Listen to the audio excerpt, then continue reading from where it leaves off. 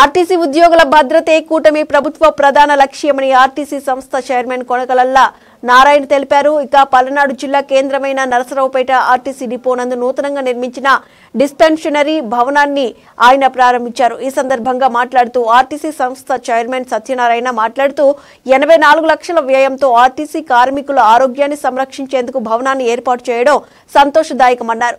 RTC ఉద్యోగులకు రావాల్సిన బకాయిలు కూటమి ప్రభుత్వం పూర్తిగా చెల్లించిందని తెలియజేశారు. ఈ సందర్భంగా ఆర్టీసీ ఉద్యోగులు హర్షం వ్యక్తం చేస్తున్నట్లు చెప్పారు. ఆర్టీసీ ఎండీ ద్వారకా తిరుమలరావు మాట్లాడుతూ ఆర్టీసీ ఉద్యోగులు వ్యయ ప్రయాసలు పడి ప్రయాణికుల సౌకర్యమే లక్ష్యంగా పనిచేస్తున్నారని కొనియాడారు. విధి నిర్వహణలో ప్రాణాలకు సైతం లెక్క చేయకుండా ప్రయాణికులకు సురక్షితమే లక్ష్యంగా ఆర్టీసీ ఉద్యోగులు పనిచేస్తున్నారని పేర్కొన్నారు. అనంతరం ఎమ్మెల్యే డాక్టర్ చదలవాడ అరవింద్ బాబు మాట్లాడుతూ ఆర్టీసీ డిస్పెన్సరీ కొత్త భవనం ద్వారా ఆర్టీసీ ఉద్యోగులకు మెరుగైన వైద్య సదుపాయాలు అందించబడతాయన్నారు. ఆర్టీసీ సంస్థ అభ్యున్నతికి కూటమి ప్రభుత్వం కట్టుబడి ఉందన్నారు. నూతనంగా ఏర్పాటు చేసిన భవనంలో 4 ఏసీలు ఏర్పాటు చేస్తామని హామీ ఇచ్చారు. డిస్పెన్సరీస్ కొత్తగా నిర్మాణం చేయడం అనేది కార్మికుల సంక్షేమం కోసం తలపెట్టిన కార్యక్రమాలు ఇది ఒక కార్యక్రమం.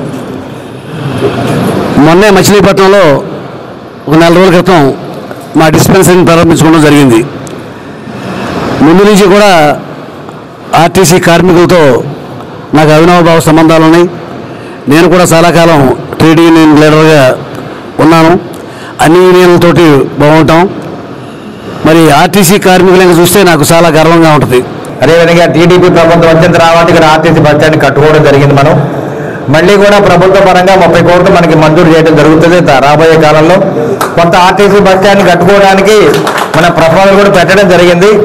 తప్పనిసరిగా ఏదైతే టీడీపీ హయాంలో మనం చేశామో ఇప్పుడు కూడా ఉమ్మడి కూటమి ఆధీనంలో మళ్ళీ కొత్త బస్ స్టాండ్ కట్టుకున్నాము. ఆధునికీకరణ చేసుకుంటూ కొత్త బస్ స్టాండ్ కట్టుకొని ప్రజలకు ఉపయోగపడేటట్టు మనం చేయాలి. వాళ్ళ ఆర్టీసీ ఎన్నో సేవలు అందిస్తుంది. ఆర్టీసీ ఎంప్లాయీస్ కూడా అంతే, వర్కర్స్ కానీ అందరూ కూడా ఎంతో సేవలు అందిస్తున్నారు. నిజంగా ఆర్టీసీ సేవలు ఎవరు మర్చిపోరు.